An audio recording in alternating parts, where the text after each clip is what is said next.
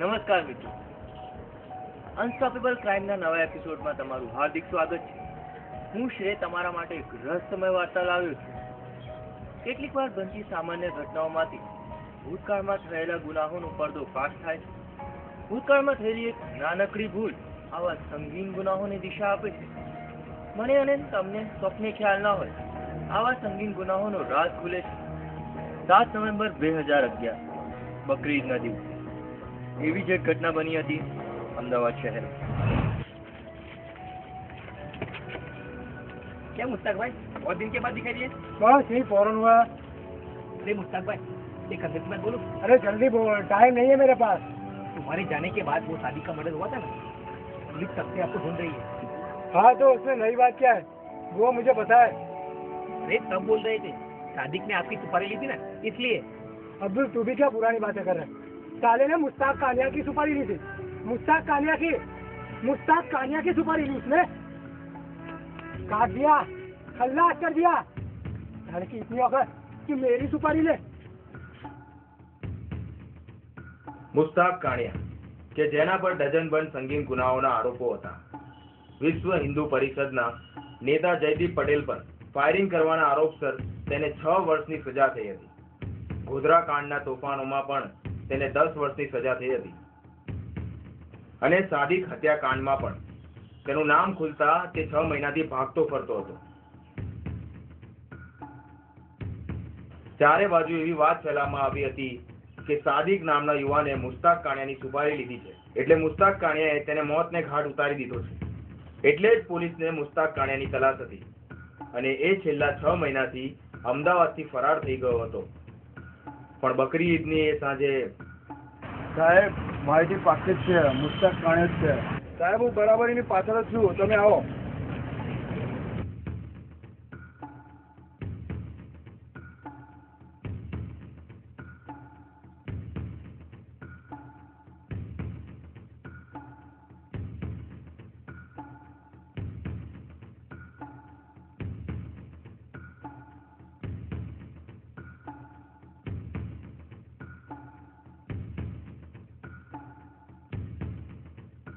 You are under arrest.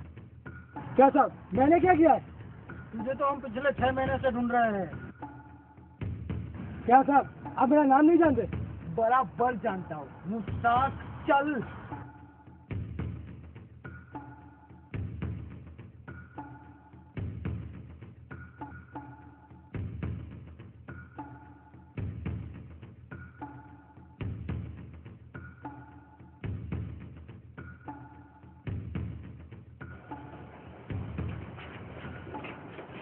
बोल साक्षी हकीकत तू है? साहब तू 6 महीने से कहाँ गया था बोल? साहब नौकरी लग दी मेरी दुबई में.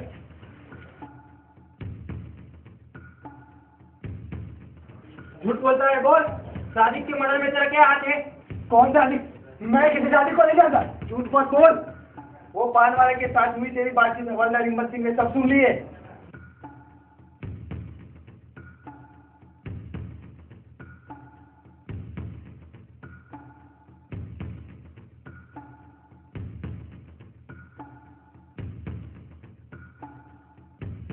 मैं सब कुछ बताने के लिए तैयार हूँ.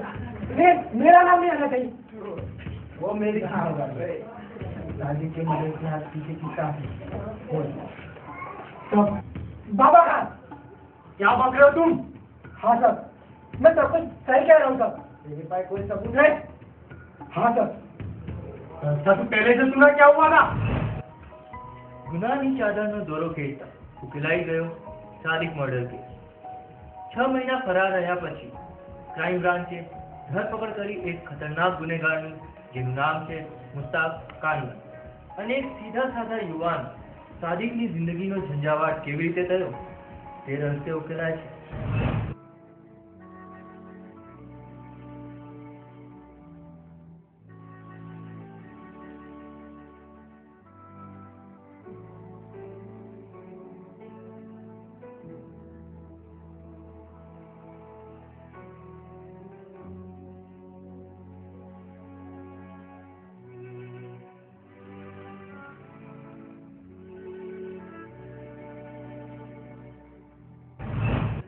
अस्सलाम वालेकुम अब्बा।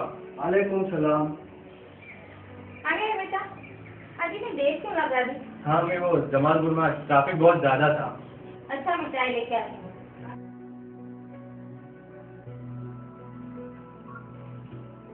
બેટા તું તો જાણે છે કે હું નિવૃત્ત થઈ ગયો છું અને હવે આવતા અઠવાડિયે ક્વાર્ટર પણ ખાલી કરવો પડશે. હા અપ્પા, મને ખબર છે. મેં કાતન સાથે ટ્રક માટે વાત પણ કરી લીધી છે. તમે ચિંતા ના કરો. ઠીક છે બેટા.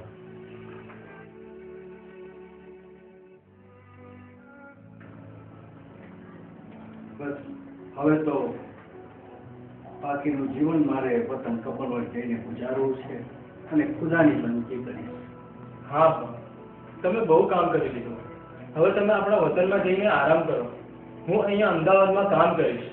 બેટા તું પણ અમારી સાથે આપણા વતનમાં જ રહે ને? ના અપ્પા, આપણા વતનમાં રિક્ષા ચલાવી તો કઈ કમાણી નહીં થાય. અમદાવાદમાં 2 પૈસા ભેગા તો થશે. बेटा तू अमदावाद एकलो रहे तो मैं तारी चिंता तो થાય ને. एक काम कर बेटा, पहले तो शादी मना ले, उसके बाद अकेले रहना. नहीं अम्मी, अभी मैं अपना खुद का घर बना लूं, फिर मैं शादी की सोचूंगा. उसकी जो मर्जी है करने दे.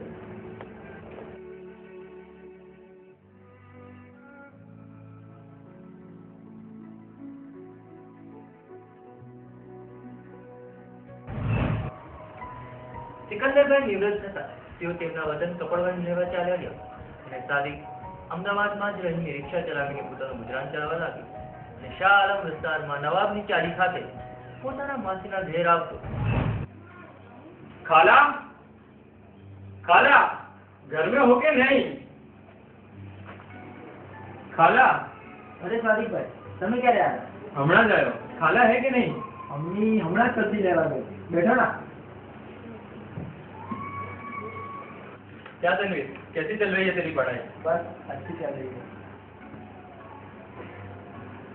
मम्मी सादिक भाई है. अरे सादिक बेटा कब आया तू? अस्सलाम वालेकुम खाला.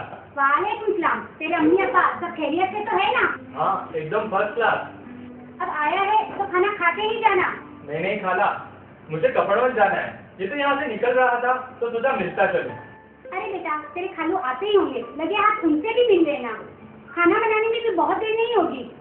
नहीं खाला, आज नहीं, फिर कभी. वैसे मैं तो यहाँ आता ही रहता हूँ.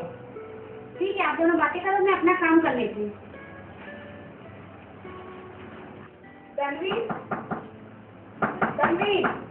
અરે આવો નફીસા, અંદર આવો.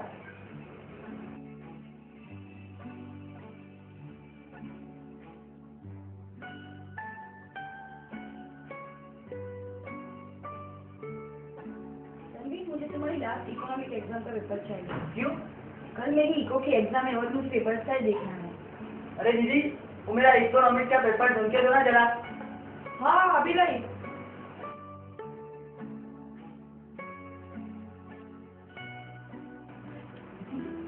ये लो भैया आपका इकोनॉमिक का पेपर.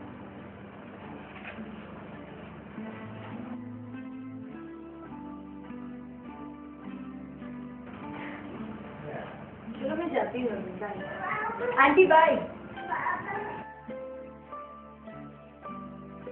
तनवीर, ये लड़की कौन है? अरे भाई, वो बाजू वाला बड़ा मकान है ना, वहाँ रहती है. ये बाबा खान की लड़की नफीसा है. ये बाबा खान की लड़की है? हाँ.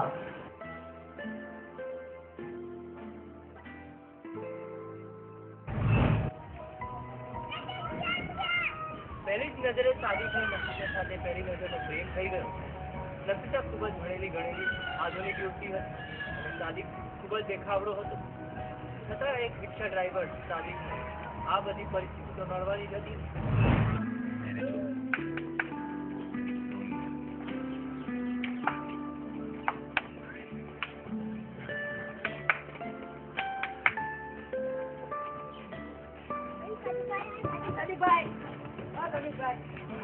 સાદિક ભાઈ આજકાલ અવર જવર બહુ વધી ગઈ છે આ બાજુ. હા એ તો હું તનવીરના ઘરે આવ્યો હતો. તન્વીના ઘરે આવ્યા હતા તો પછી બાજુમાં પેલા. હા ના ના ના, ખરેખર હું તનવીરના ઘરે જ આવ્યો હતો. ચાલ ચાલ કઈ વાંધો નહીં સાદિક ભાઈ. All the best.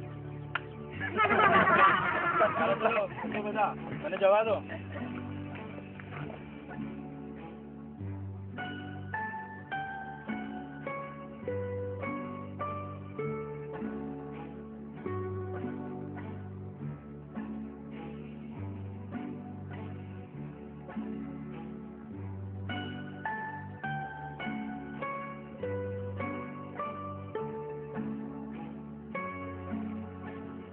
સાદિક નફીસાના એક તરફી પ્રેમમાં પાગલ થઈ ગયો હતો.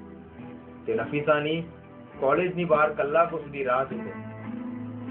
નફીસાને જોવા માટે તેની માસીના ઘરના ચક્કર પણ લગાવતો, પણ તે નફીસાને પોતાની દિલની વાત કહેવાની હિંમત કરી શકતો જ નહોતો. આખરે એ દિવસ આવી ગયો.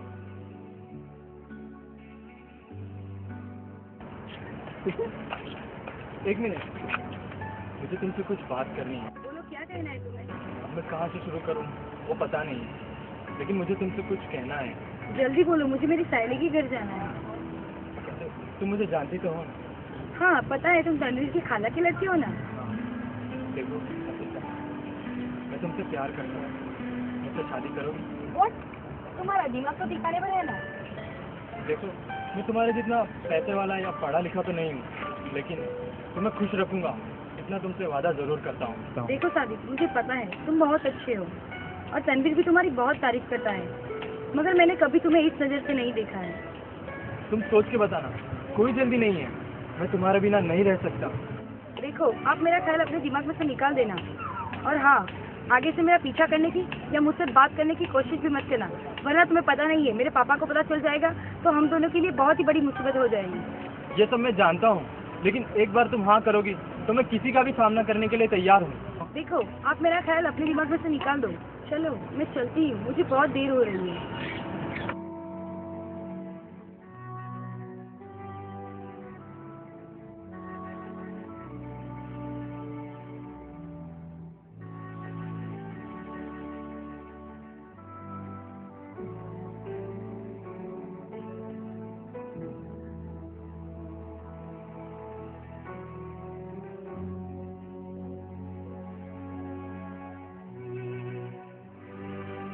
સાદિક અને નફીસાની આ મુલાકાત સાદિક માટે એક ખતરનાક વળાંક લઈને આવ્યો.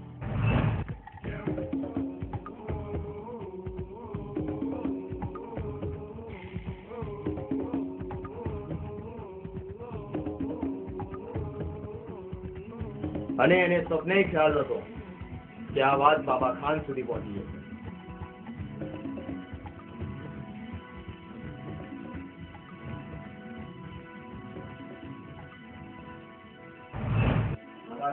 हाँ बोलो, क्या बात है? अरे क्या बात करनी है? बाबा खान, बात थोड़ी ऐसी है. अरे ठीक है, बैठ. बोल रहा है, क्या बात है? बात थोड़ी ऐसी है ना अरे जल्दी बोल, क्या तुझे कोई तकलीफ है? साहब. पर अरे ऐसे क्यों बोलता है यार? जल्दी बोल, क्या बात है?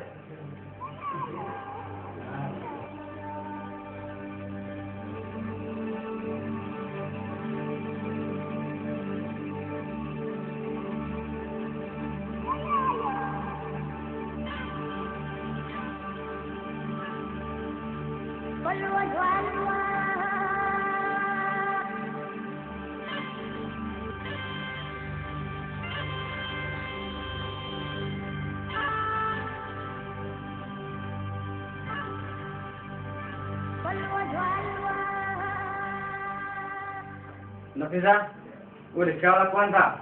तो तुम्हारा चेक रहा था. नहीं तो कौन रिक्शा वाला? मुझे पक्की खबर मिली है. कौन है लोग? वो मुझे चेक नहीं रहा था, वो मुझसे एड्रेस पूछ रहा था. अरे झूठ मत बोल, झूठ तेरे चेहरे पे लिखा है. बाबा मैं झूठ नहीं बोलती हूँ. क्या तुम्हें पसंद होगा मैं तेरी कॉलेज बंद करवा दूं? नहीं डैडी, ऐसा मत करना. तो सच क्या है?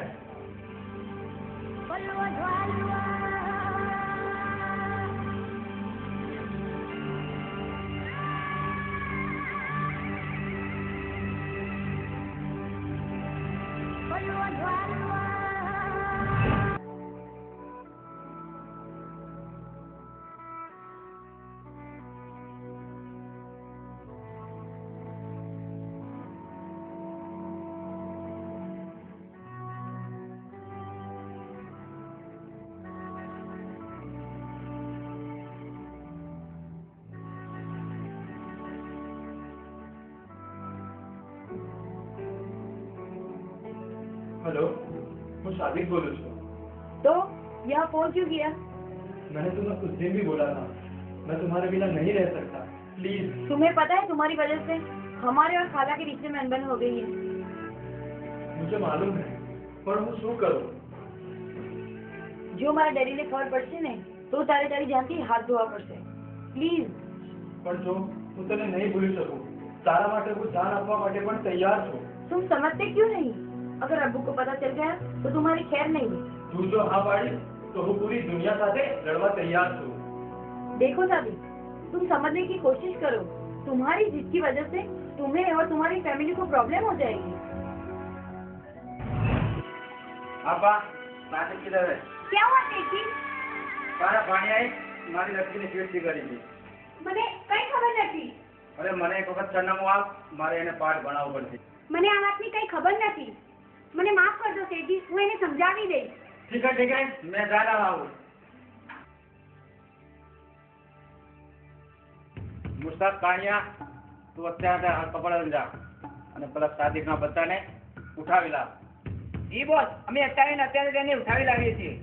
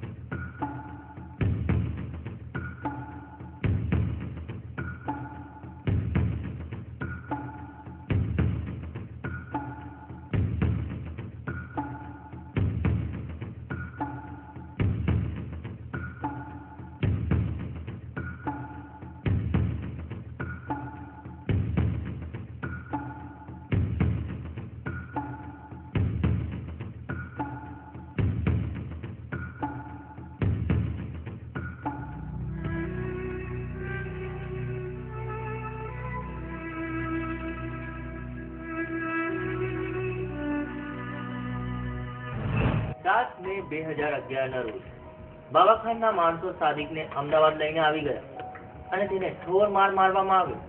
અને આ દરમિયાન મુસ્તાક કાણિયાએ તેના મોબાઈલમાં સાદિકને માર ખાતા તેના લોકોનો વિડીયો પણ ઉતારી લીધો હતો.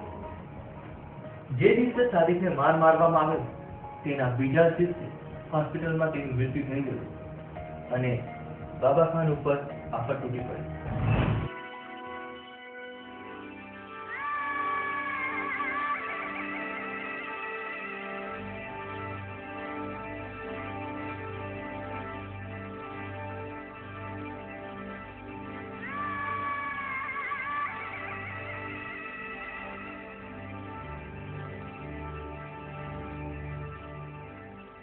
શેઠજી, સાદિકનું મોત થઈ ગયું છે. શું વાત કરે છે? હા તે હમણાં તેનું મોત થઈ ગયું છે. તો તેના બાપને બોલાવીને એને કપડાને મોકલવો પડશે, નહીં તો કારણ વગરની મુસીબત થશે. રાજો તો એના બાપને બોલાવી લા.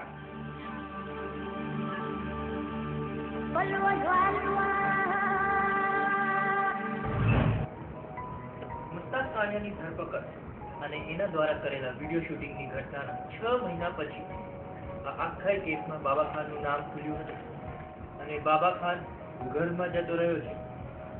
બાબાખાનના ડરથી સાદિકનો પરિવાર કપડવંજ જવાની તૈયારી કરતો હતો કે ત્યાં જ કોઈએ પોલીસને એ વાતની માહિતી આપી દીધી કે બાબાખાનના ઘરમાં સાદિક નામના યુવાનનું મૃત્યુ થયું છે અને કેસને રફાદફા કરવાની કોશિશ થઈ રહી છે. જોકે પોલીસ એ જ સમયે ઘટના સ્થળે પહોંચી અને કેસ દાખલ કર્યો. જોકે ફરિયાદમાં બાબાખાનનું નામ ઉલ્લેખ કરવામાં આવ્યો નહીં. 12 મહિના રોજ કેસની તપાસ ક્રાઇમ બ્રાન્ચને સોંપાતા પહેલા 5 આરોપીઓની ધરપકડ કરવામાં આવી.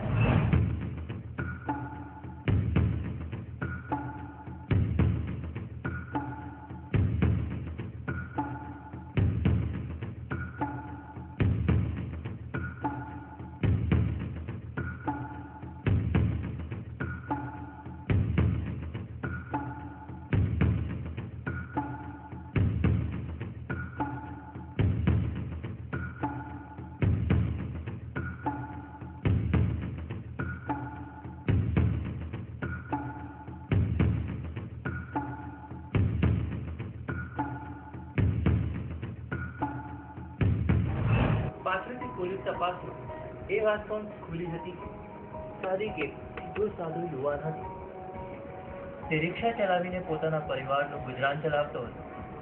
તે સુપારી કિલર નહોતો. આમ કોઈ પણ કારણસર વિના એક સીધા સાધા યુવાનને સુપારી કિલર ઠેરવીને તેની નિર્મમ હત્યા કરી નાખી હતી. આ આપણા સમાજની કાળી બાજુ દર્શાવે છે.